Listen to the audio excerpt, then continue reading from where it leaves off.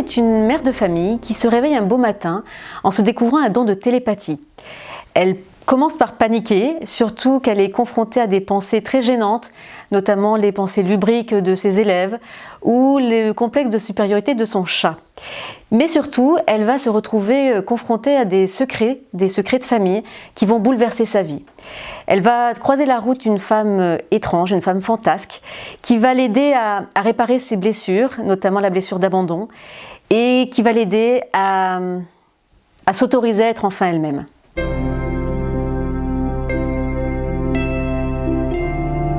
Le personnage d'Emma me ressemble par plusieurs aspects. Je partage avec Emma le goût des langues, et notamment de la langue française, et des expressions françaises, de toutes les expressions régionales, et notamment de toutes les expressions que certains pourraient juger ringardes, mais pas moi. J'adore les utiliser, et notamment face à mes enfants qui me regardent avec de grands yeux parce qu'ils ne comprennent pas forcément le sens de ces expressions-là. Donc je partage ça avec elle.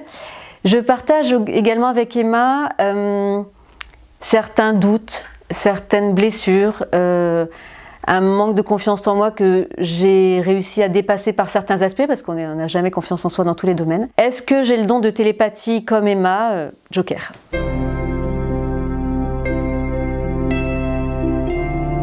Si j'avais un super pouvoir, ce serait de pouvoir remplir la jauge de confiance en soi des gens, juste en les touchant.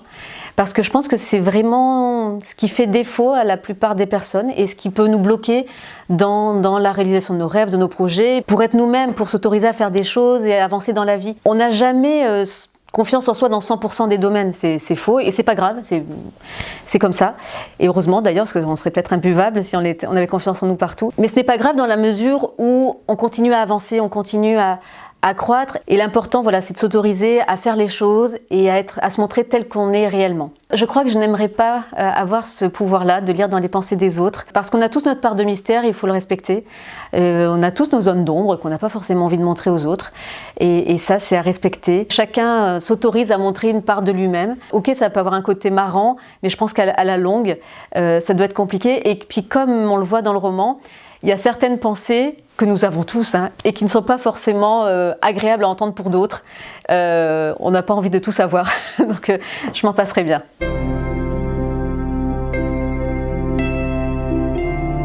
Les outils de coaching que j'utilise dans ce roman, ce sont des outils que j'utilise lors de mes accompagnements.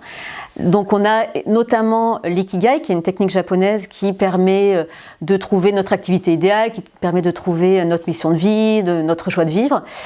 J'utilise également des exercices d'écriture thérapeutique pour apprendre à se connaître notamment. J'utilise également des exercices de gratitude, de gestion des émotions. Tout ça c'est regroupé dans un cahier pratique à la fin du livre. Et il y a aussi une séance de méditation de la bienveillance envers soi que vous pouvez enregistrer pour l'écouter quand vous serez au calme. Une séance de méditation qui va vous permettre de reprendre confiance en vous et qui va vous permettre d'être un peu plus serein par rapport à tous les aléas de la vie.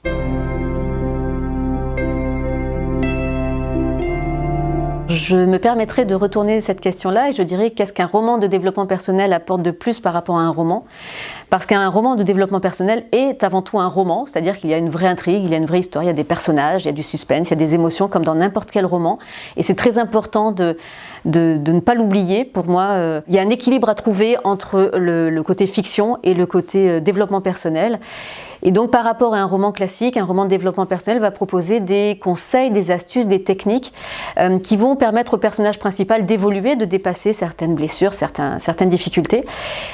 Et le lecteur va pouvoir s'approprier ces techniques-là et les utiliser dans sa vie de tous les jours. Donc en fait, il y a un côté double dans un roman personnel. On s'évade, on se distrait avec l'histoire, on s'émeut, on rit parfois, mais aussi on apprend des choses sur soi. Et pourquoi pas, là c'est mon ambition personnelle, on peut aussi passer à l'action derrière. C'est tout ce que je vous souhaite.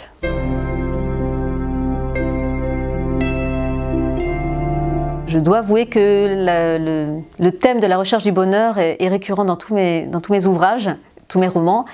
La définition que je donnerais au bonheur, c'est la prise de conscience de tous ces moments positifs qui émaillent notre vie. Je ne crois pas qu'à un moment donné dans notre vie, on peut dire il y a 100% des choses qui vont bien. Mais si dans la balance, il y a plus de choses qui vont bien que de choses qui vont mal, on peut se dire qu'on est heureux. Et surtout, c'est cette prise de conscience.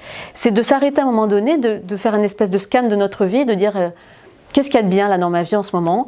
Je suis en bonne santé, je suis heureuse, j'ai un compagnon, un enfant, un mari, une maison, j'ai un toit sur ma tête, j'ai de l'électricité, j'ai la clim, j'ai l'eau courante, enfin, toutes ces choses-là. J'ai un métier qui me plaît, j'ai des amis.